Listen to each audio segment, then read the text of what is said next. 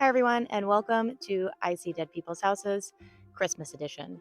Today, we are at the beautiful Breakers Mansion in Newport, Rhode Island.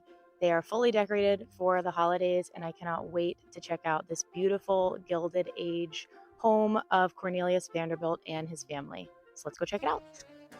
The Breakers was designed by architect Richard Morris Hunt in the Italian Renaissance style.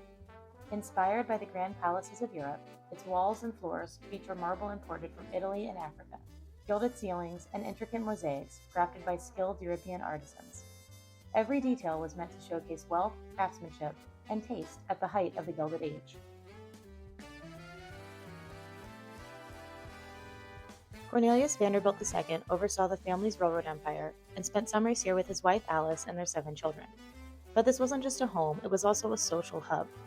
Summer in Newport was filled with balls, dinners, and charity events, and the Breakers was at the center of it all.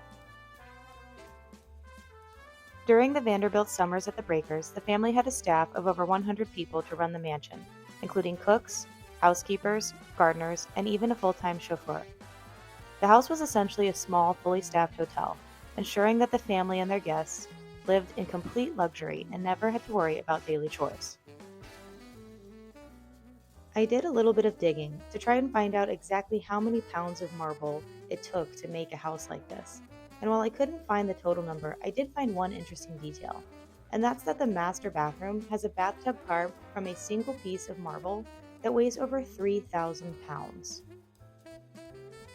When it comes to the Gilded Age, size matters. The Breakers has 70 rooms and about 138,300 square feet of total space.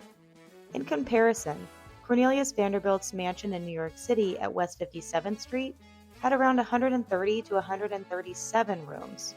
The exact square footage is harder to pin down since it's been demolished, but it was an enormous full-block mansion designed by George B. Post and Richard Morris Hunt, the same guy who designed the Breakers. One of the more interesting figures in the Vanderbilt story is Cornelius's daughter Alva. Alva was one of the most prominent socialites of the Gilded Age, known for her intelligence, ambition, and flair for society.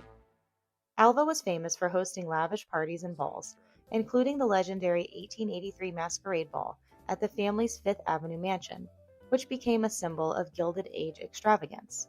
She was also a trailblazer for women's rights, later becoming an active supporter of the suffrage movement, using her social standing to push for greater visibility and political influence for women.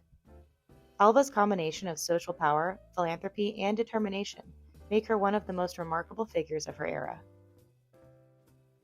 For fans of the HBO show The Gilded Age, The Breakers is a must. The show filmed several standout scenes, including the music room, which was used as the Russell family's ballroom for grand parties, and the billiard room, which appears when George Russell is playing pool. To let fans experience these locations firsthand, the Preservation Society offers a special Inside the Gilded Age tour, which visits rooms in the Breakers, as well as the other Newport mansions that were used in the show. There's also signs located throughout the mansion that you can read as part of any tour. Today, the Breakers is preserved by the Preservation Society of Newport County. More than 400,000 visitors come each year to walk through the halls, explore the rooms, and get a glimpse of the lifestyle of one of America's most famous families. But the Breakers isn't just a mansion. It's a story of ambition, wealth, and the desire to leave a lasting mark. The Vanderbilts may be gone, but their legacy lives on in these walls, and in the history of America's Gilded Age.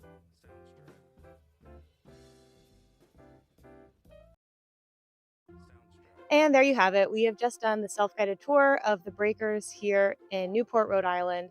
The Christmas trees were absolutely beautiful. It definitely did not disappoint. I can't wait to bring you back here in the summer when we can see more of these beautiful properties.